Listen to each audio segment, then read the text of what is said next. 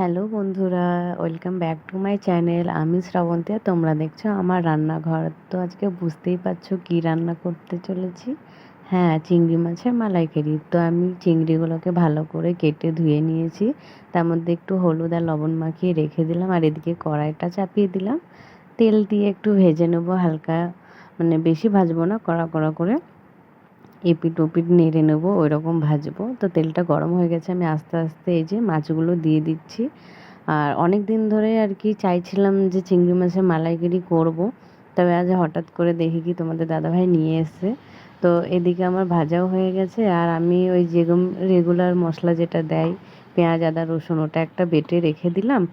আর এইদিকে নারকেল, আর নারকেলের মধ্যে হালকা একটু সর্ষে দিয়ে ওটাও বেটে নিলাম।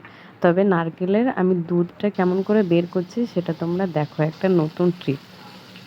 তো ওই তেলের মধ্যেই আমি এই যে ফোড়ন দিয়ে দিলাম, দারচিনি আর হলো গিয়ে তোমাদের তেজপাতা, আর ওই যে মশলাটা যেটা পেঁয়াজ আদা রসুন আর কাঁচা লঙ্কা দিয়ে বেটে রেখেছিলাম সেটা দিয়ে দিলাম। একটু ওটা ভাজা ভাজা হয়ে গেলে ওর মধ্যে হলুদ, তারপরে লঙ্কার গুঁড়ো, লবণ যা দেয় আর কি রেগুলার মশলা, ওটাই দেব। আর আমি এর আগে অনেকবার মালাইকারি করেছি, তবে আজকে রান্নাটা একটু অন্য ধরনের করতে চাইছি। জানি না খেতে কেমন হবে, তবে বানাই তারপরে বলা যাবে। তো যাই হোক, আমি মশলাগুলো দিয়ে আবার একটু ভালো করে ভেজে নিচ্ছি। যতক্ষণ না তেল ছেড়ে দিচ্ছে ততক্ষণ এটা ভাজা হতে থাকুক। আর অন্যদিকে আমি দুধটা কেমন করে বের করছি দেখে নাও।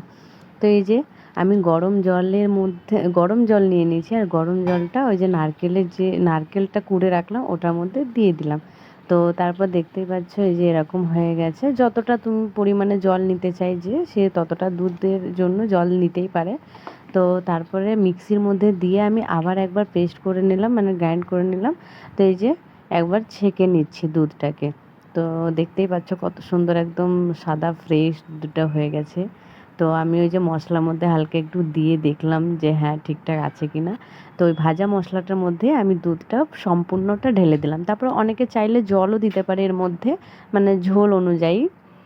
তবে আমি আর জল দেব না, আমার এটাতেই হয়ে যাবে। তো এটা একটু ফুটে গেলে এই যে আমি মাছগুলো যে ভেজে রেখেছিলাম সেই ভাজা মাছটা দিয়ে দেব। তো ভাজা মাছটা দেওয়ার পর কিছুক্ষণ বেশ নাড়াচাড়া করে ফুটে গেলে যেই দেখবো হ্যাঁ একটু রসা রসা হয়ে এসছে, তখনই নামিয়ে নেব।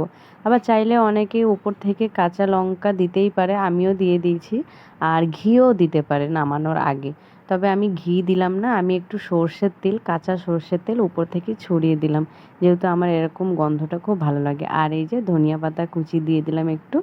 তো যাই হোক, রান্নাটা তোমাদের কেমন লাগলো জানিও। খুব সহজ আর সিম্পলভাবে রান্নাটা করলাম, একদম ঝটপটের মধ্যে। কোনো তাড়াহুড়ো ছিল না আমার, সেই জন্য মানে তাড়াতাড়ি আর কি, মানে কারো হাতে যদি টাইম না থাকে সে আর কি অবশ্যই করে নিতে পারবে এটা।